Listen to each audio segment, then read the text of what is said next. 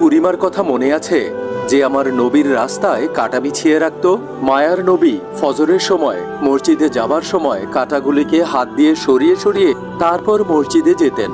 ওই বুড়িমা রাতের অন্ধকারে রাস্তার মধ্যে কাঁটাগুলোকে পুঁতে পুঁতে রাখতেন। একদিন সর্বপ্রথম যেদিন নবীজি বুঝতে পারেন নাই, সেই দিন ওনার পায়ের তলা থেকে 40টার মতো বিষাক্ত কাঁটা তিনি বের করেছিলেন। নবীজি কাঁটাগুলোকে দু হাতে সরিয়ে আমার নবী, রহমতের নবী সারোয়ারে দুজাহান মসজিদে যেতেন। একদিন আমার নবী দেখলেন রাস্তায় কোনো কাঁটা নাই।